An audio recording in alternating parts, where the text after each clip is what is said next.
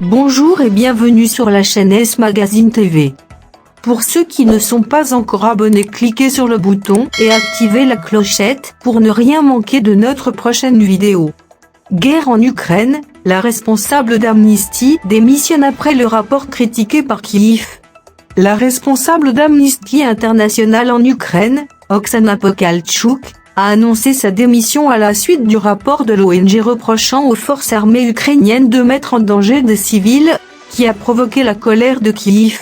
« Je démissionne d'Amnesty International en Ukraine », a affirmé Madame Pokaltchouk dans un communiqué sur sa page Facebook dans la nuit de vendredi à samedi, reprochant au rapport publié le 4 août d'avoir, sans le vouloir, servi la propagande russe.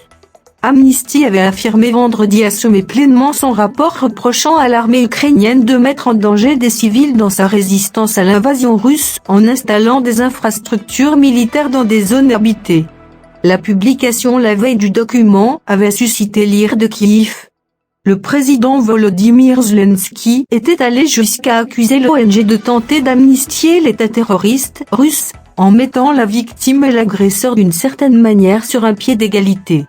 La secrétaire générale d'Amnesty International, Agnieszka Lamar, s'est déclarée désolée d'apprendre la démission de Madame Pokaltchouk, mais ajouté qu'elle respectait sa décision.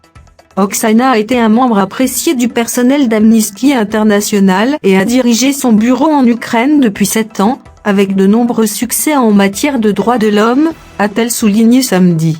Madame Pokaltchouk a indiqué avoir tenté en vain de convaincre la direction d'Amnesty International que le rapport était partiel et ne prenait pas en compte le point de vue du ministère ukrainien de la Défense. Amnesty a indiqué avoir contacté les responsables du ministère de la Défense le 29 juillet au sujet de ses conclusions, mais n'avoir pas eu de réponse à temps avant la sortie de son rapport. Selon Madame Pokaltchouk, Amnesty a donné très peu de temps au ministère pour une réponse. Par conséquent, l'organisation a publié un rapport qui semblait involontairement soutenir la version russe. S'efforçant de protéger les civils, ce rapport est devenu un outil de propagande russe, déplore-t-elle.